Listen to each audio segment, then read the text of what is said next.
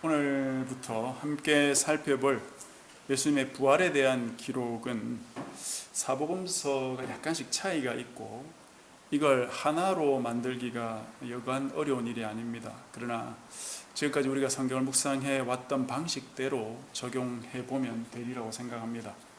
지금까지 우리가 성경을 묵상한 방법이 무엇입니까? 각 복음서마다의 미세한 차이점들을 확대하는 방향으로 보지 말고 통합하는 관점으로 읽어야 한다 하는 거죠. 예를 든다면 우리가 잘 아는 내용 중에 예수님께서 네 가지 땅에 뿌려진 그 씨에 대한 비유를 드신 적 있습니다. 이 이야기 골자는 농부가 씨를 뿌렸는데 그 씨가 네 곳에 떨어졌다는 거죠. 길가, 돌밭, 그리고 가시떨기밭, 좋은 땅 이렇게 되어 있습니다. 그중 좋은 땅에 떨어진 것만 30배, 60배, 100배의 열매를 맺었다는 간단한 내용입니다. 이 비유가 마태, 마가, 누가복음에 나오는데 약간씩 차이가 있어요. 마태, 마가복음에는 이 비유를 들려주신 장소가 바닷가로 나옵니다. 그러나 누가복음에는 장소에 대한 언급이 없고 사람들이 모여서 오니까 그냥 예수님께서 이 비유를 말씀하신 것처럼 그렇게 되어 있습니다. 그러면 누가복음은 신빙성이 떨어지는 것인가? 또 마태와 마가에는 네 가지 밭이 똑같은 순서로 등장합니다. 그런데 누가복음에는 돌밭이 아니고 바위 위라고 되어 있습니다. 바위 위에 떨어졌다는 거예요. 돌밭이나 바위 위는 의미상 같다고 볼 수 있습니다. 어쨌든 그러나 다른 단어를 사용하니까 누가복음에 대해서 우리가 의심해 보아야 될까요? 마지막으로 좋은 땅에 씨가 떨어져 가지고 그 맺은 열매를 마태복음은 100배, 60배, 30배라고 말하고 마가복음은 30배, 60배, 100배라고 말하고 누가복음은 100배라고만 말합니다. 세 복음서 중에 어떤 것이 맞습니까? 우리가 성경 공부를 하면 할수록 이런 차이점들이 더 눈에 많이 들어올지 모르겠습니다. 그러나 성경이 지금으로부터 2000년 전의 기록이라는 점을 감안한다면 여러 가지 점들을 우리가 고려해야 됩니다. 먼저는 일반적인 사항을 생각해 보면 당시에는 복사기가 없었죠. 그래서 예수님의 말씀이라고 해도 사람들 사이에서 어떤 이야기들이 전해져 내려오고 또는 그것을 모아서 기록해 둔 기록물들이 있었습니다. 지난번에도 말씀드렸지만 누가도 이런 과정을 통해서 누가복음을 기록했다라고 누가복음 1장에 명기해 두고 있습니다. 이런 복음서들을 인쇄술이 발명되기 전까지 주로 수도원에서 수도사들이 파피루스나 양피지 위에 썼는데 이 파피루스는 이집트 지역에서 나오는 갈대 비슷한 그런 식물이거든요. 그런 걸 얇게 썰어서 가로 세로로 이렇게 짜 맞추어 가지고 바짝 말려서 공책을 만드는 겁니다. 그게 파피루스인데요. 양피지는 양껍질이고요. 어쨌든 이런데 직접 손으로 베껴서 즉 필사를 해서 보존을 해왔습니다. 성경뿐 아니라 예전 오래된 고전들은 전부 그래요. 여기에는 두 가지 문제가 항상 존재하죠. 첫 번째는 이런 파피루스 공책이나 양피지 두루마리들은 오래가면 굳어가지고 손상되기 쉽다는 거예요. 떨어져 나갑니다. 둘째는 사람들이 베끼다 보니까 100% 정확한 필사가 때로는 안 될 때가 있다는 거죠. 그러다 보니까 약간씩 차이가 이렇게 계속 생기는 거예요. 그러나 그런 위험이 있다고 하더라도 성경의 사본이 수만 권입니다. 그래서 이런 것을 비교해 보면서 원본을 복원해내는데 별로 어려움이 없다 하는 것이죠. 우리가 현재 가지고 있는 성경의 사본들 간의 차이가 0.5% 미만이라고 학자들이 말해요. 99.5%는 같은 것이에요. 그러니까 그런 차이점에 대해서 우리가 염려할 필요가 없다 하는 거죠. 그런데 사복음서 간의 차이점은 이것과는 조금 다르죠. 서로 다른 네 사람이 예수님의 공생애에 대해서 듣고 배운 것을 잘 정리해서 이야기를 했기 때문에 그것이 약간씩 다른 것은 그들의 의도나 그 글을 읽을 대상, 즉 독자 때문에 유발됩니다.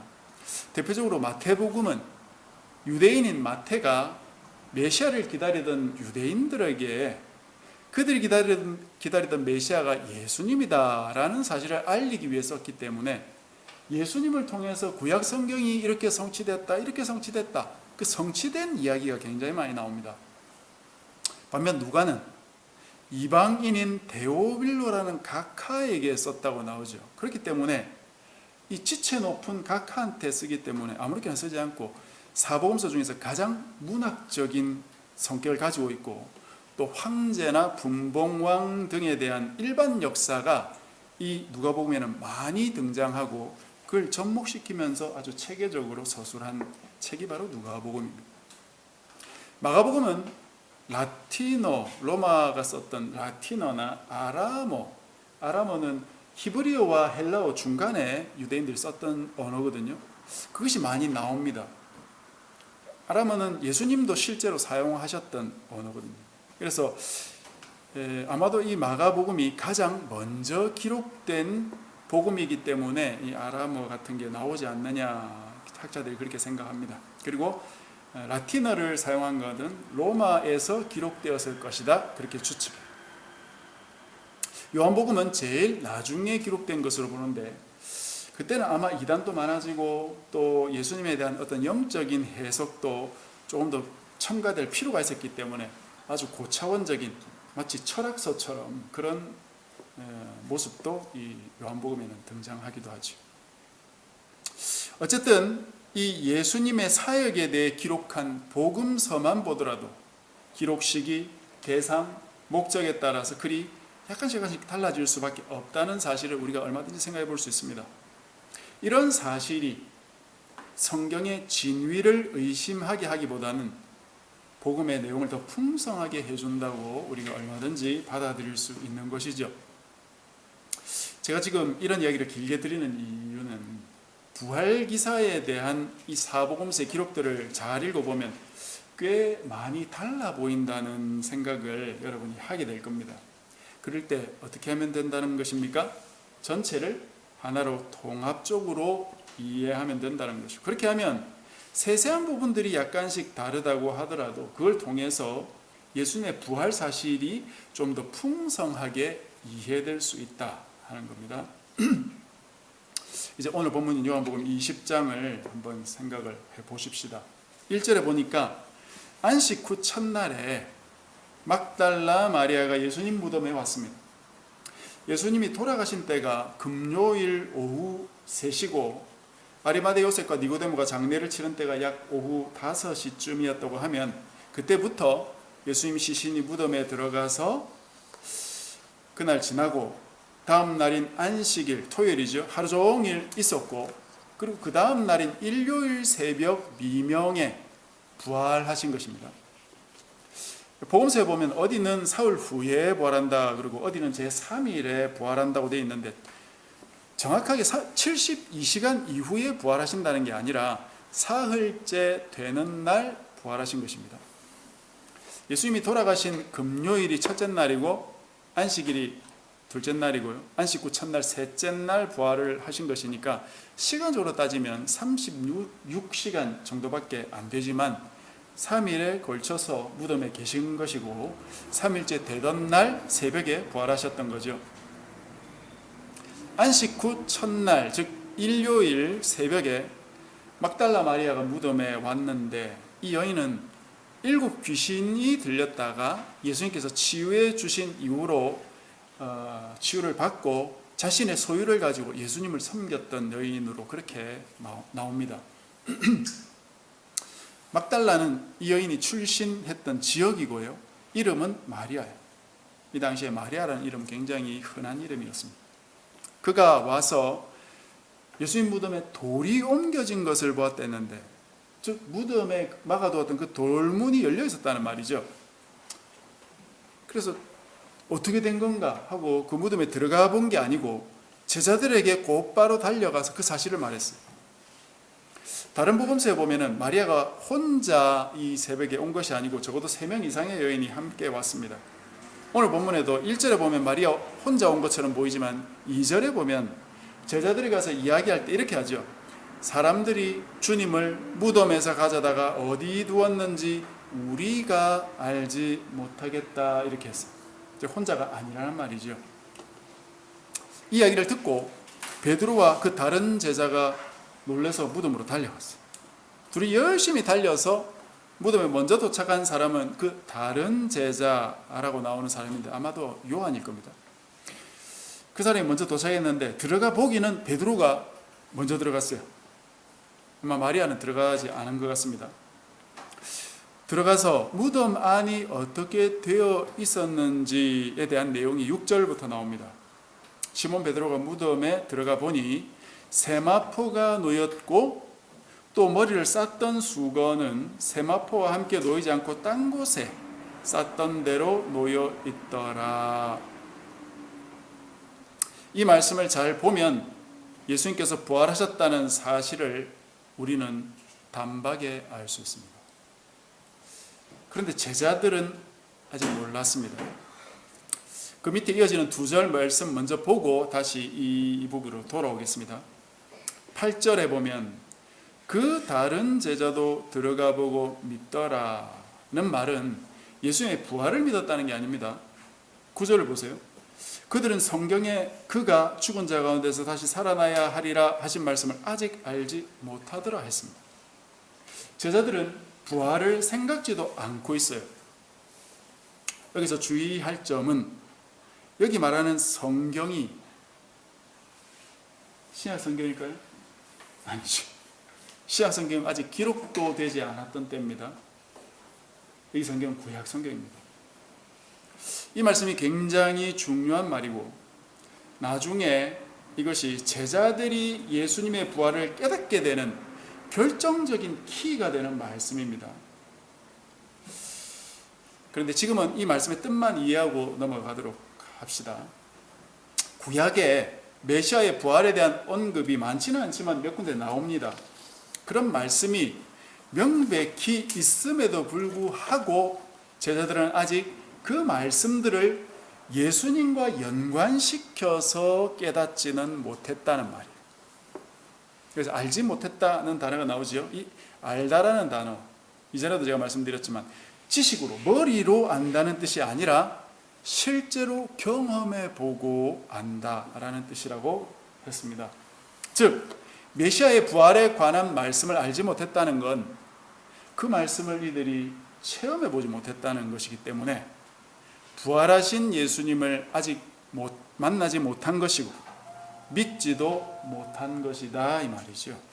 따라서 예수님이 메시아라는 사실을 구약과 연관지어서 아직 깨닫지 못한 상태다 이 말이에요.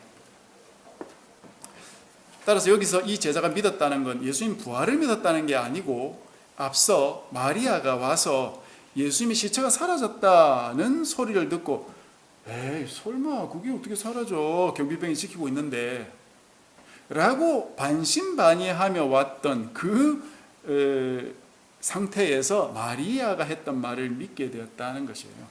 즉 와서 눈으로 보니까 시체가 사라졌구나 라는 사실을 믿게 되었다는 겁니다. 그러니까 여기서 믿었다는 단어에 큰 의미를 둘 필요는 없고 단지 마리아의 말이 옳았구나, 정말 시체가 사라졌네 라는 것을 받아들였다라고 보면 되겠습니다.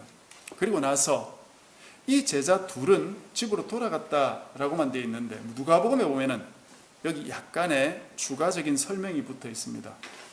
그 된 일을 놀랍게 여기며 집으로 돌아가니라. 그냥 돌아간 게 아니라 놀랍게 여기면서 갔다고 되어 있어요. 여기서 놀랍게 여겼다는 건 궁금하게 여겼다라고도 번역할 수 있습니다. 베드로가 예수님이 사라진 그 무덤을 보고 놀랍기도 하면서 도대체 이게 무엇이 어떻게 된 것이냐 하면서 궁금하게 여기며 집으로 돌아갔다 이 말이죠. 이들이 무덤 안에서 무엇을 보았기 때문에 그럴까요? 자, 이제 무덤 안이 어떻게 되어 있었는지 앞으로 돌아가서 6절 말씀을 우리가 다 같이 살펴보겠습니다. 이걸 잘 살피면 우리도 놀랍게 여길 만한 내용이 여기 있구나 하는 사실을 알게 될 겁니다. 6, 7절을 보십시오. 시몬 베드로는 따라와서 무덤에 들어가 보니 시몬 베드로가 뒤늦게 왔는데 먼저 들어갔다 이거죠. 세마포가 놓였고 또 머리를 쌌던 수건은 세마포와 함께 놓이지 않고 딴 곳에 쌌던 대로 놓여 있더라. 여기서 쌌던 대로 놓여 있더라는 말이 중요합니다. 예수님을 쌌던 그대로 천들만 놓여 있었다는 말이에요. 즉 예수님의 몸만 사라져버리고 없었다는 것입니다. 여기 나오는 세마포는 예수님의 몸 전체를 쌌던 흰 천입니다. 그것이 예수님의 시신이 놓여 있던 자리에 쌌던 그대로 놓여 있었던 것입니다. 그리고 머리를 쌌던 수건은 세마포와 함께 놓이지 않고 딴 곳에 놓여 있었다 했는데, 매장을 할 때 몸 전체를 이렇게 세마포로 싸면서 그 사이사이에 이렇게 향품을 얹어가면서 이렇게 싸거든요. 그래서 목 아래까지, 이 정도까지 이렇게 몸 전체를 싸고, 목에서부터 얼굴까지는 싸지 않고 머리 부분을 이렇게 수건으로 향품을 발라서 쌌다고 합니다. 얼굴 부분은 누구인지 그 시신을 확인하기 위해서 아마 싸지 않았던 것 같아요. 예수님도 이런 상태로 매장을 했는데 시신만 사라지고 몸을 쌌던 그 세마포와 머리 수금만 그 자리에 그대로 덩그러니 남아있었다. 향품을 두껍게 발랐으니까 무거워서 이 세마포와 머리 수건이 그대로 아래로 축 처진 모습이었을 겁니다. 이게 지금 어떤 상황인지 여러분 이해가 되십니까? 여러분이 그런 광경을 보았다면 무슨 생각이 들었겠어요? 아, 예수님이 부활하셨구나. 그렇게 쉽게 졌겠습니까? 아직 그럴 단계가 아니겠죠. 이 도대체 어떻게 된 거야? 시신이 어디 간 거야? 세 가지 정도 가능성을 따져볼 수 있습니다. 하나는 도적들이 와서 예수님의 옷 조각이나 또는 예수님의 몸에 있었을 보석, 예전에 매장할 때 뭐 보석이나 돈 이런 것도 같이 매장을 했거든요. 뭐 예수님의 몸에는 그렇게 있을 리 없지만 어쨌든 뭐라도 하나 훔쳐갈 것이 없느냐 하면서 도구를 했을 가능성이 있죠. 그러나 만약 그랬다면 도둑놈들이 예수님의 몸에 감긴 세마포를 벗기지도 않고 어떻게 몸을 데리고 갔겠어요? 세마포를 벗겼거나 아니면 칼로 찢었겠죠. 그런 흔적이 전혀 없습니다. 두 번째 가능성은 비슷하지만 지키고 있었던 군병들이 시신을 훼손했거나 죄수들의 무덤으로 옮겼을 가능성인데, 역시 훼손 흔적이 없고 무덤을 옮겼다면 세마포만 그 자리에 그대로 두고 몸만 빼서 옮긴다는 건 불가능하고 또 그렇게 할 이유도 없지요. 그냥 들고 가면 되는 건데. 세 번째 가능성, 그래서 아직 제자들의 입장에서는 생각해 볼 수 없지만 우리들의 입장에서 부활의 가능성을 우리가 생각해야 한다는 거죠. 여기서 우리 입장이 중요합니다. 우리가 바라보는 우리의 입장이 중요해요. 왜? 여러분, 이 성경은 우리 보라고 만들어진 책이에요. 제자들 보라고 만든 책이 아닙니다.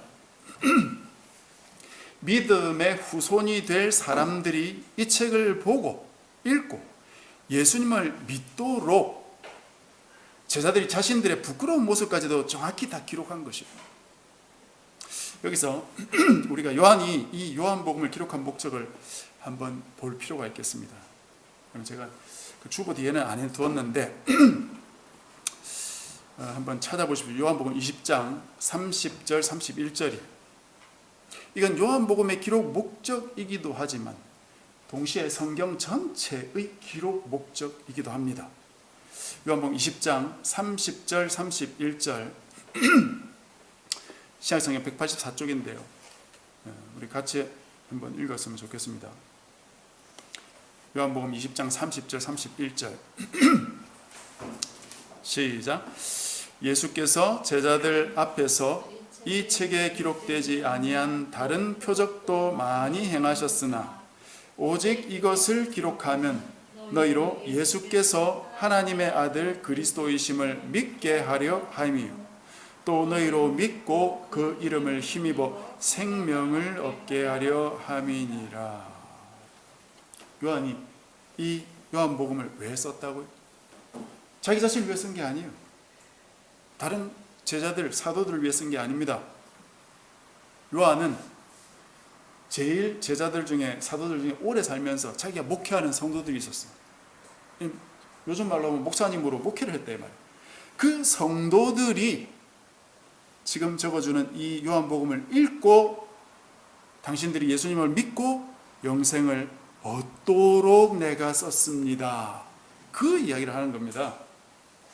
즉 하나님의 백성들이 읽고 하나님을 믿게 되도록 이 복음서를 썼다. 만약 내가 하나님의 백성이라면 이 요한복음서는 요한이 나를 위해 쓴 것도 되는 것입니다. 요한의 목적이 바로 그거예요. 하나님의 백성들이 이 복음서를 읽고 예수님을 믿게 되고 영생을 얻게 되는 거예요. 그렇기 때문에 지금 이 본문, 오늘 우리가 부활절 본문 읽었는데 이 본문을 읽고 나서 내가 어떻게 반응하느냐가 중요한 이유입니다. 자, 다시 우리 세 번째 가능성으로 돌아가면 이 제자들은 생각해 보지 않고 믿지 못했던 것 같지만 이걸 읽는 내가 어떻게 반응할 것이냐, 그것이 이 부분의 궁극적인 목적입니다.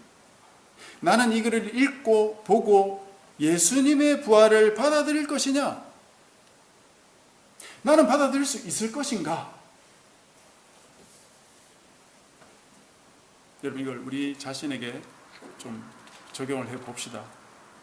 아직 제자들이 정신 없는 상태이기 때문에 그들은 그러리라 이렇게 생각할 수 있겠지만 우리 자신에게는 좀 더 차분하게, 냉정하게 적용해보고 생각할 필요가 있습니다. 제자들이 예수님 무덤에 가서 시신이 사라지고 몸을 쌌던 천만 그 자리에 그대로 그냥 남아있었다는 걸 보고 예수님이 부활하셨다는 사실을 믿기는커녕 아직 감지하지도 못한 이유가 무엇이었어요? 9절이 바로 그 이유죠. 9절. 성경 말씀과 화합시키지 못했기 때문에, 자기들이 알고 있었던 그 성경 말씀과 예수님을 일치시키지 못했다. 이들은 정통 유대인들입니다. 정통 유대인들은 어릴 때부터 성경 교육을 아주 제대로 받아요. 상당히 많은 성경을 배우고 외우고 반복 학습합니다. 그렇게 많은 성경을 머릿속에 채우고 있지만 그것을 믿음과 화합하지 않는다면 믿음이 자랄 수 없습니다. 배운 걸 사용하지 않으면 아무런 유익이 없지요. 여러분, 누군가 여러분에게 양자 컴퓨터 한 대를 주었다고 생각해 보세요. 요즘 과학자들은 그거 엄청 중요한 컴퓨터라고 하지요. 이 세계의 시작을 밝힐 수도 있을 그런 놀라운 기술을 가진 컴퓨터가 양자 컴퓨터인데 그걸 줘서 우리가 그 사용법을 아무것도 모른다면 그게 무슨 유익이 있습니까, 우리한테? 그렇게 좋은 기구에서도 내가 사용할 줄 모르면 아무런 유익이 없죠. 믿음도 마찬가지. 제자들은 자신들이 배웠던 수많은 성경 말씀이 예수님의 죽음과 부활과 실제로 어떤 관계가 있는지 깨달아 알지 못했습니다. 자신들이 알고 있던 그 어떤 말씀으로 지금 벌어진 그 상황을 해결할 수가 없었던 것이에요. 구약 성경까지 안 가더라도 예수님께서 평소 자신이 죽고 3일 후에 부활할 것이다 한 말씀만 잘 기억하고 있었더라도 이런 상황을 이렇게 대처해야 되겠구나 하는 그런 실마리를 잡게 되었을지도 몰라요. 그러나 그 누구도 지금 그러지 못하고 있는 것이에요. 왜 그렇습니까? 하나님 말씀과 신앙생활을 그저 종교의식 속에 가두어 두었기 때문에, 자신의 실생활을 적용시키지 못했다. 성경은 성경이고 내 삶은 내 삶이었던 것입니다. 둘이 따로 놓은 것이, 이게 지속되면 신앙생활이 아니라 종교생활을 하게 되는 것입니다. 이것이 여러분 우리가 매우 조심해야 되고 주의해야 될 부분이지요. 우리가 말씀 묵상을 꾸준히 한다고 하면서 어느 정도 실제적 적용을 하고 있느냐 하는 질문을 던질 필요가 있는 것입니다. 실제적인 적용을 게을리한다면 우리의 믿음이란 건 붕 뜬 것이 되고 망합니다. 그런 사람들이 부활의 믿음을 지키는 방법이 어떤 것이겠어요? 부활절을 잘 지키는 거예요. 부활절 헌금 꼬박꼬박하고 칸타타 같은 거 있으면 열심히 참여해서 봉사하는 거죠. 왜? 그런 거라도 해야 부활을 믿는 것 같으니까. 이들이 주일 성수를 율법처럼 고수하는 이유가 바로 그거예요. 그렇게 하면 무언가 내가 하나님을 믿고 있는 것 같이 느껴지기 때문이죠. 그러나 만약 그렇게 하면 믿음이 종교화되고 화석화됩니다. 딱 고정된 틀을 만들어 두고 그것을 지키기만 하면 믿음이 있는 걸로 서로가 그렇게 간주해 주는 거예요. 목사님도 그렇게 간주해 주고 성도들도 그런가 보다 하면서 서로가 그렇게 간주하는 거예요. 믿음과 관련된 모든 것을 종교의식으로 처리해버리고 마는 거죠. 그리고 나서 그것에 대해서 깊은 생각도 해보지 않고 그냥 넘어가 버리는 거죠. 잠시 이렇게 해도 되는가 생각이 들지는 모르지만 어떻게 해야 될 방법도 모르고 골치 아픈 문제니까 그냥 넘어가는 수밖에 없는 거죠. 우린 예수님께서 2000년 전에 이미 부활하셨다는 것을 믿는다고 매주 사도신경으로 고백하고 있습니다. 그러나 실생활에서는 어느 정도 믿고 살아갑니까? 지난주에는 몇 번 정도 주님을 살아계신 분으로 대하셨습니까? 내 삶 속에 예수님이 살아계신 분이 맞습니까? 그렇다면 예수님께서 내 삶에 영향을 주고 계시고 나는 예수님께 영향을 받고 있습니까? 내 삶에서 어떤 일을 할 때 예수님의 뜻이 그 일에 영향을 주고 있느냐 이거예요. 우리가 자녀를 키울 때 하나님의 뜻에 영향을 받고 있습니까? 너희는 이 세대를 본받지 말고 오직 마음을 새롭게 함으로 변화를 받아 하나님의 선하시고 기뻐하시고 온전하신 뜻이 무엇인지 분별하도록 하라. 우리는 이 말씀대로 나 자신이 살아가고 있고 우리 자녀들을 그렇게 양육하고 있습니까? 요즘 우리나라의 문화와 교육은 아무리 봐도 하나님의 뜻과 정반대 방향으로 가고 있는데 우리는 어떻게 하고 있습니까?